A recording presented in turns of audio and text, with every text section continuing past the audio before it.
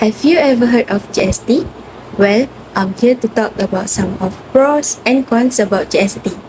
To start with, GST brings advantage as it can generally give higher profit due to its broad-based nature. It also reduces cascading effects that result in improving efficiency in economy. Other than that, GST is generally more transparent, also easier to administer with uniformity in procedures and technology-backed compliance.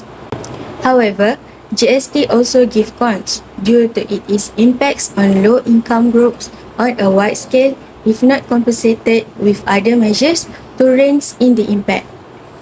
Then, its implementation and management requires a robust IT infrastructure and accompanying administrative capacity that bring complexity in it. Last but not least, GST initial implementation may lead to short-run economic disruptions as business work through compliance issues with new government policies. Next, I will continue with the advantage and disadvantage of SST. First of all, for advantage is selective taxation. Government can design or exclude taxation on certain essential goods and services to help people with financial problems. Next, simplicity. In the short run, SST could be easier to administer, especially for countries with less developed infrastructure. For disadvantage, it can reduce revenue potential. SST gather less revenue than GST, which is particularly when exemptions are wide. And lastly is economic distortion. Unless carefully designed, SST can cause distortion in consumption patterns and affect economic efficiency.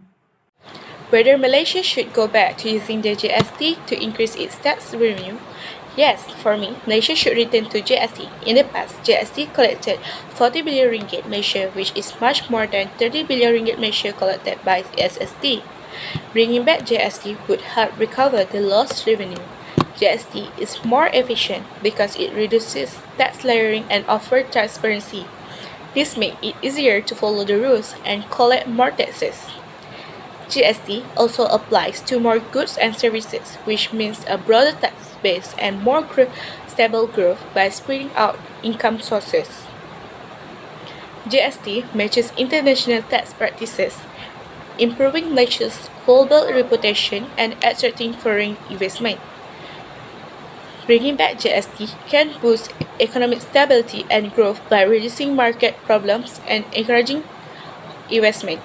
However, we need to think about the concern of lower income groups and ensure that the implementation is smooth and supported.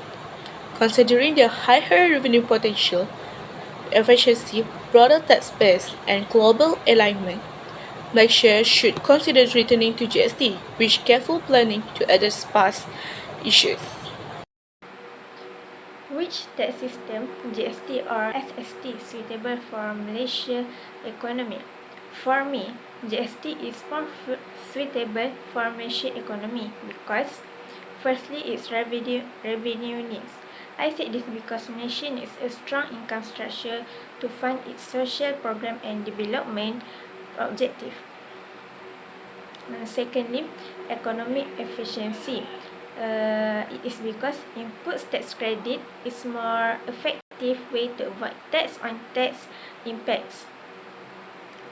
Thirdly, administrative capacity is one of the reasons I choose GST because a robust compliance, infrastructure and administrative framework are necessary for the implementation of GST. And lastly, the reason I choose GST is for economic stability. The GST would need to be implemented at the right time to prevent economic shock. So that's all from me.